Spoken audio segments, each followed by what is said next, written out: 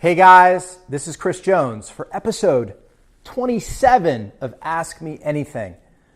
Today is part 4 in our series on how to grow your business, how to maximize your profits, and how to find your passion. We are literally just one episode away from me diving in to asking you why you do what you do.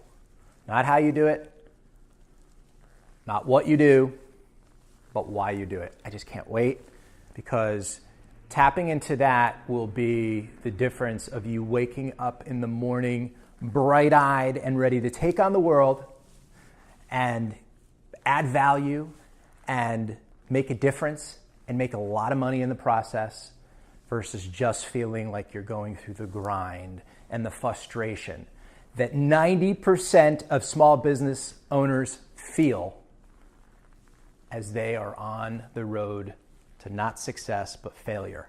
These videos are all about focusing on that 10% that I keep mentioning. And by the way, that's probably bigger than the number actually is. It's probably closer to 5% of entrepreneurs actually succeed. The good news for you is that there's enough successful entrepreneurs that are out there that are sharing tips and strategies and tools like myself to help you be in that 5%.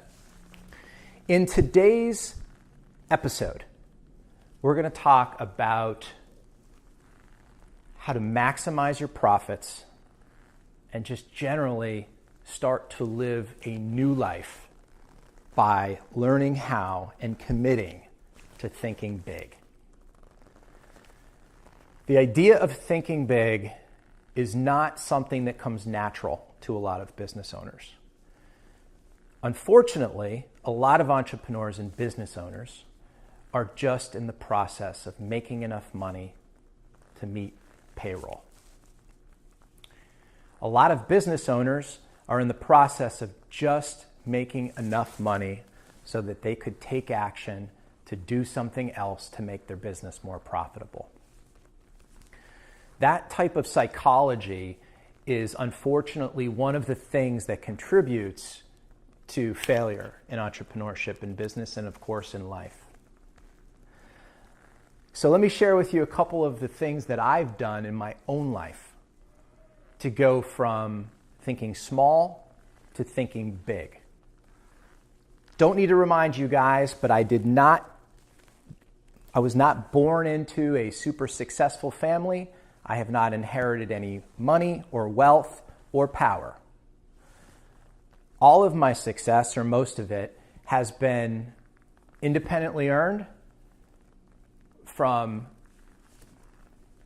leveraging my ability to change my psychology in a way that was empowering versus disempowering, incorporating tips and strategies into my daily routine to make me more productive and more successful. Why have I exhausted so much of my time and energy and resources over the last 20 years of my life to personal and professional development? Is because I realized early on that we have a choice. We have a choice about thinking small or thinking big. For me, one of the tips and tools and strategies that was a game changer, and I hope it is for you, is the idea of goal setting. First, with goal setting, your goals need to be specific and they need to have a time associated with them. Too often, we get into, we think we set a goal, and one of the analogies I use is, I'm going to start going to the gym, right? So you go to the gym, if you're like most people, and I was there one day, I wasn't at the gym one day, but I was there at a point in my life when I thought this was an okay goal. I'm going to start working out at the gym. So I go to the gym, and what happens? I start sweating, and I go, whew, that was good. And then I leave. And then I chalk it off the list as having gone to the gym. That's a crappy goal. Your goal needs to be specific. I am going to lose a certain amount of weight by a certain amount of time. And by the way, by the certain amount, you got to put actual quantitative numbers in there. But the same is true with business. I want to build a business I'm going to launch so-and-so business, and within the first 6 months, I'm going to generate $250,000 of income. Within the first 12 months, I'm going to generate $750,000 of income, etc. But that's just goal setting. And even having specific goals isn't enough. Because what if I said to you, my goal this year for 2017 is to make $35,000 by December 31st, 2017.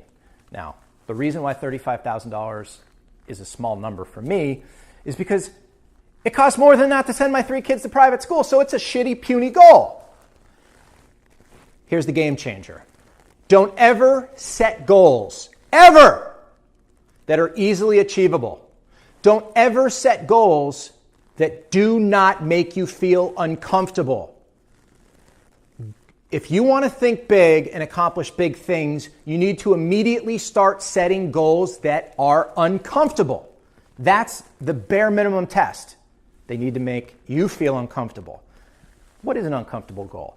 There's a lot of different ways of thinking about it. Uncomfortable goals tend to be unbelievable by people around you. Oh, you're not going to do that. Oh, that's crazy. But let me tell you something. The process of getting into the habit of setting stretch goals, goals that make you feel uncomfortable. I did not say unachievable, did I?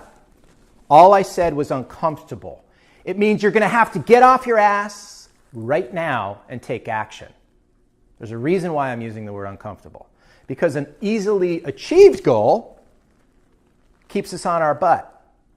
It doesn't create any type of inspiration or motivation to actually take action. That's why I don't ever want you, ever again, if you're watching this video, write down right now, I will never set a goal that does not make me feel uncomfortable. I don't want to hear about your goals that aren't uncomfortable. I don't want you to share your goals that aren't comfortable. I only want you to set goals that are uncomfortable. It will change your life. Now, setting a goal that is uncomfortable does not mean that you set goals that are unachievable. It just means that you stretch your potential to accomplish whatever it is that you want. And there's actually a reason that I feel so strongly about this. I'll give you a quick example. I use it when I'm meeting with someone who's meeting with me for the purposes of pitching me a business idea and they want me to invest in their company. And I will say to them, 3 years out, 5 years out, what do you think your company will, what do you think the value of it? What do you think you could sell it for? And as soon as they throw out a number, and I don't care what the number is, let's just say the number is $10 million. So I say to the person, how much money do you think you could sell this business for in 3 years? And they say 10 million. I say 20. And they look at me cross it. I'm like, what is it? 20 million. No, 10. No, I said, your goal is 20 million. Number one, chances are that 20 million, that 10 million is probably in their comfort zone, even though that's a big number. 20 isn't. But guess what? If their goal was 10, do you think they have a better chance of getting closer to 10 million by setting a $20 million goal or by setting a $10 million goal? Think about it. And you could apply this idea of setting an uncomfortable goal to anything in your life. How about setting goals around how you express love to your significant other? Imagine committing to getting in the uncomfortable zone there. So instead of sending flowers once every 6 months, you make a commitment to send just because flowers on a monthly basis. I have 3 young children. Maybe a puny goal might be, I want to get outside and shoot hoops with my 2 boys. How about this? Every day that it's nice out and time allows, I'm going to shoot hoops with my boys. The point is that that's fairly hard to achieve for various reasons. It's kind of uncomfortable because I actually feel uncomfortable even saying it because that's a huge hurdle. But those are the type of goals that are going to result in me spending more time with my boys. out there on that basketball court. And, maybe I will, maybe I won't. Of course, I'm going to shoot for, the goal that I set. But again, one little rule of thumb is when you set a goal, double it. That's one way of setting uncomfortable goals. I think part of the process of thinking big is also about being positive and optimistic. I talk about this a lot in this video series, and if you spend time with me and we're friends, you know that I bring it up a lot because it's what I strive for. I strive to be as positive and optimistic as I possibly can at all times. It's not easy, but I strive for it. Why? Because there's almost no greater correlate of entrepreneurial success than positivity and optimism. By the way, there's almost no greater correlate of personal happiness than positivity and optimism. So when you're goal setting, you've got to fight that little devil on your shoulder, or when you're thinking big, I should say, or goal setting for that matter, because that's required. You've got to fight that devil on your shoulder or that voice in your head that says, no, man, you're not good enough, man. Hey, you tried that. It didn't work out. You've got to fight that. You've got to lead with positivity and optimism. As Tony Robbins says, every day in every way, I'm getting stronger and stronger. It just has to be your mindset when it comes to incorporating the idea of thinking big into your life. We just chatted about, in 3 or so episodes ago, this idea of fear of failure, fear of rejection, fear. And you guys know that I'm really, really passionate about leveraging it, dancing with it, instead of allowing it to control you. The same exists for the idea of thinking with the mindset of success versus failure. Thinking big requires you to push through your fears. You have really no choice. I just already told you, we just agreed, right? We have an agreement here that we're only going to set goals that are uncomfortable. Your body is moving faster. Your energy is being focused when you set uncomfortable goals. And so there really is no place for fear. And we already chatted about that in a previous episode. I think it was episode 22 or 21 or 23 or something like that. But again, think success, don't think failure. There's really almost no place for it when we're thinking big. The other thing is you need to start giving yourself more credit than you do right now. You just do. Stop comparing yourself to other people unless you're modeling them so that you can become better.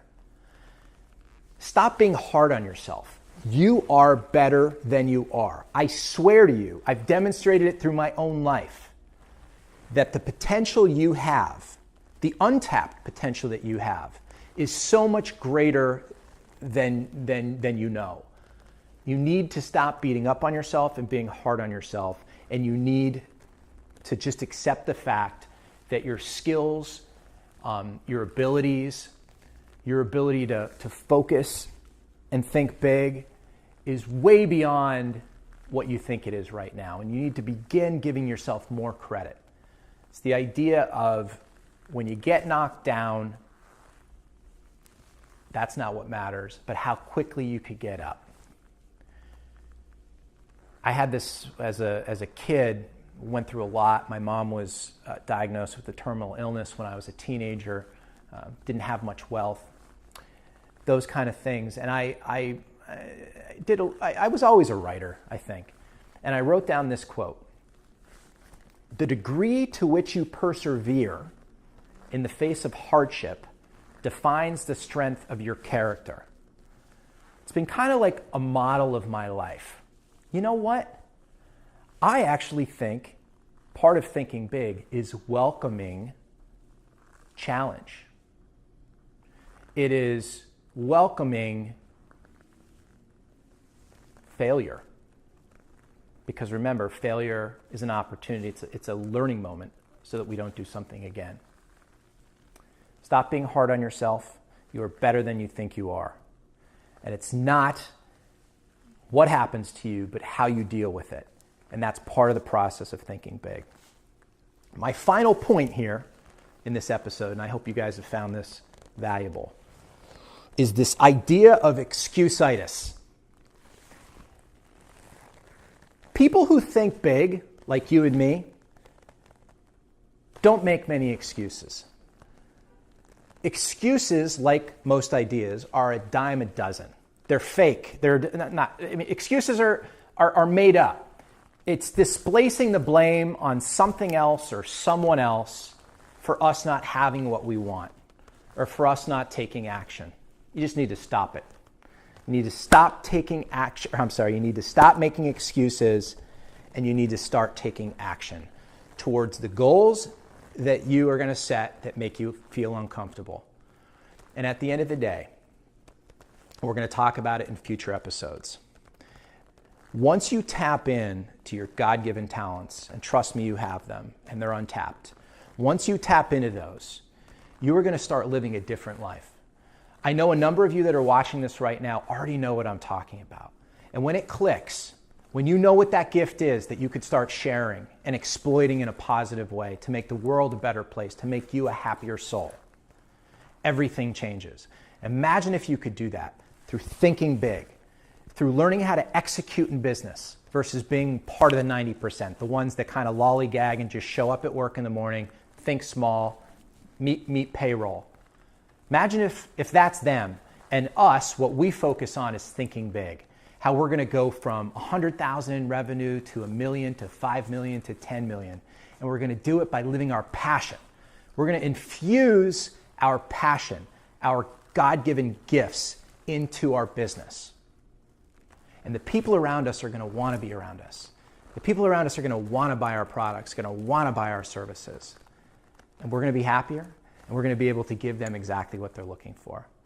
But I am telling you, one of the requirements, don't let it happen by accident, one of the requirements is right now immediately to start thinking big. Thank you guys so much.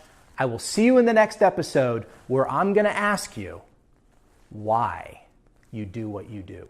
Not how you do it, not what you do, but why you do it.